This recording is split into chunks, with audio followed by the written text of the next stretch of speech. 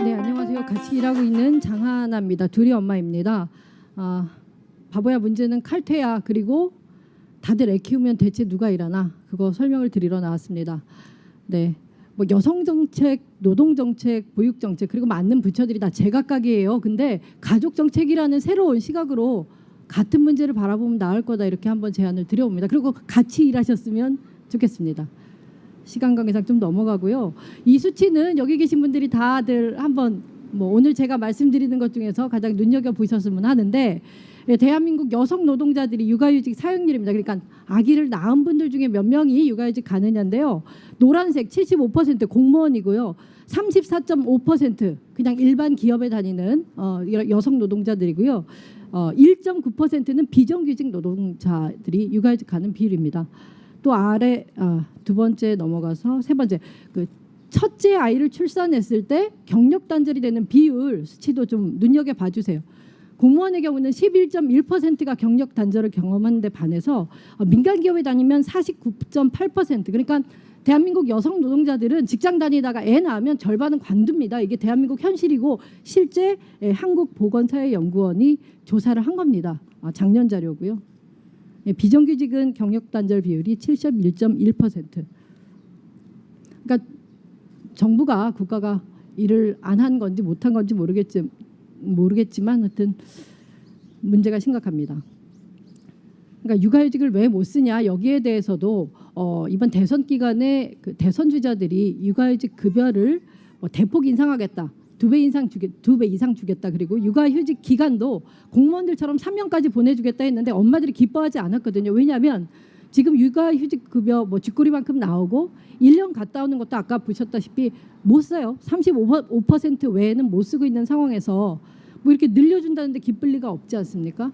그러니까 이유는 돈 때문이 아니고요. 그러니까 너무 대한민국 노동자들이 다 장시간 노동을 하고 있고 또 추가 근로시장 이런 거 하나도 못 받잖아요. 저임금에 시달리고 있어서 내가 육아휴직을 가면 엄마든 아빠든 간에 대체 인력을 안 써요. 그러니까 옆에 동료들이 일거리 폭탄이 떨어져요.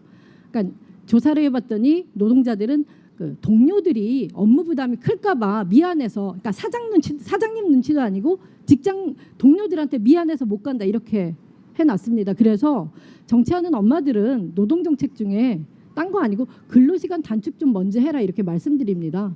단축이라고 해서 주 35시간 가자는 거 아닙니다. 근데 그냥 주 40시간 있는 법도 좀 지키자. 그래서 칼퇴근법 아니겠습니까? 그래서 다들 애 키우러 가면 이제 대체 누가 일하냐고 걱정들 하실 텐데, 그 공무원들은 그 작년 여기 2015년 6월 인사혁신처가 주도를 해서 육아휴직 출산휴가 갔을 때 그 한시 임기제 공무원을 채용해서 그 업무를 메꾸도록 이거를 제도화하고 의무화했습니다. 그러니까 다 방법을 알고 있는 거예요. 정부에서 이걸 민간에 확대 시행만 하면 됩니다. 새로운 거 연구할 필요가 하나 없습니다. 그래서 대체 인력 뱅크라고 있는데 이거 좀 민간까지 확대하도록 그렇게 좀 부탁을 드리겠습니다.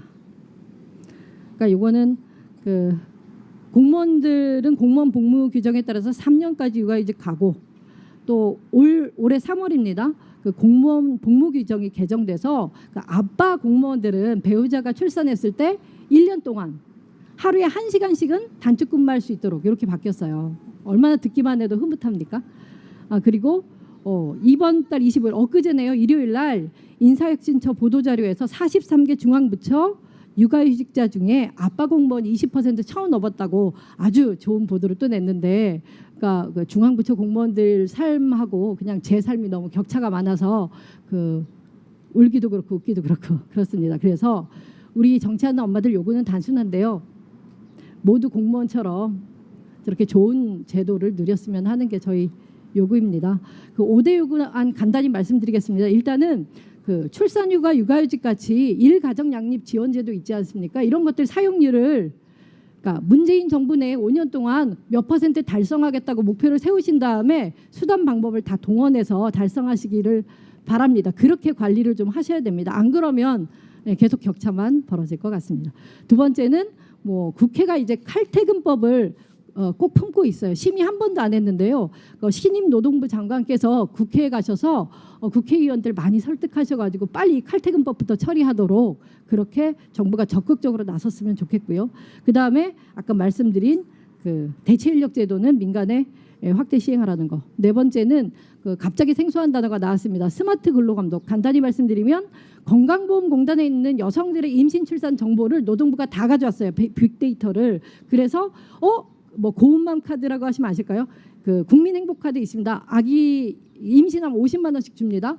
그거는 받았는데 육아휴직은 안 간 사람 요렇게 대조를 해서 근로감독을 하는데 요게 뭐 이런 식의 스마트 근로감독은 1년에 5,000개도 할 것 같은데 500개씩 하고 있어서 좀 의지박약이 아닌가. 전체 사업장의 실태조사부터 하라. 그리고 마지막으로 지금 2012년부터 국내 최초의 일가정 양립 지원 기관인 서울시 직장맘 지원센터가 있고요. 여기에서 그 임신 순간부터 퇴사 압박에 시달리는 여성 노동자들 무료 법률 지원들을 해주고 있는데 이거 전국 지자체에 확대 설치를 해야 될 것 같습니다.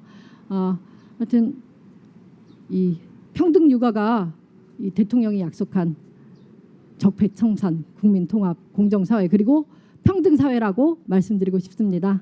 감사합니다. 아이고, 네, 감사합니다.